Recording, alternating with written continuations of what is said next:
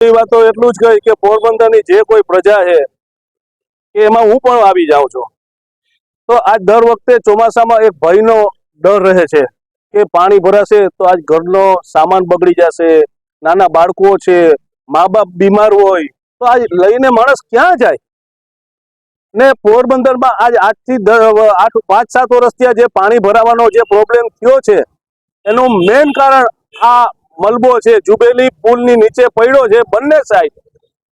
આજ પોરબંદરમાં માર્ગ મકાન વિભાગમાં જે કોઈ અધિકારી આવતા હોય તો એની આ ફરજ નથી। શા માટે આ કોઈ અમને બધાને તમને પત્રકાર ભાઈઓને આ મલબો દેખાય છે, કોઈ અધિકારીને કેમ મલબો દેખાતો નથી?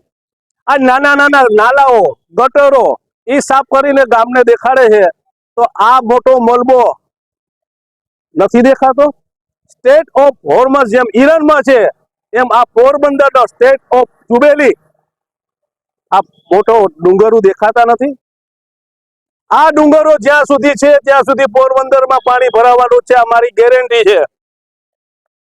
કારણ કે રાજીવનગર, મિલપરા, કુંભારવાડો આજ પાણી ભરાવાનું કારણ આજ ફાયર બ્રિગેડ સુધી પાણી આવે છે એનું કારણ આ મુખ્ય ડુંગરો છે।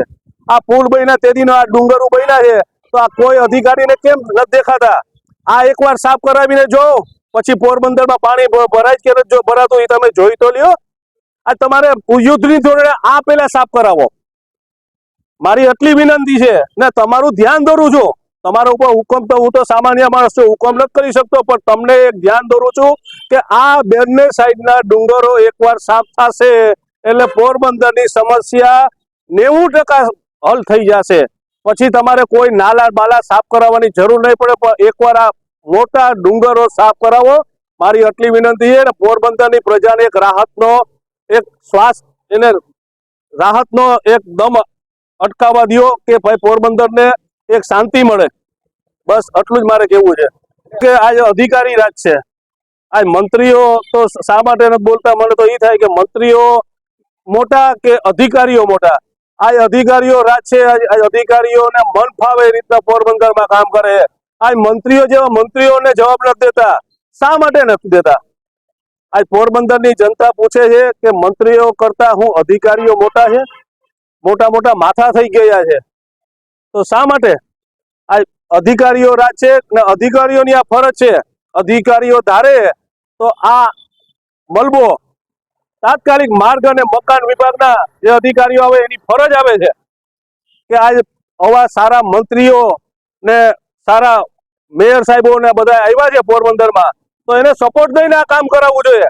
ને આ અધિકારીઓ કામ ના કરે તો મેયરે ને મોટા મોટા મંત્રીઓએ આ અધિકારીઓને ખખડાવીને કામ કરાવવું જોઈએ યુદ્ધની ધોરણે। શા માટે આ બંને હું મિલી જુલી હાલે છે કે પોરબંદરને જાણી જોઈને હું ડૂબાડવાનું જ હાલે છે કાવતરું? તો આ ખરેખર જો કામ કરવું હોય તો પેલા આ નાલો સાફ કરાવો, પછી જો તમારે પોરબંદર ડૂબતું અટકી જશે।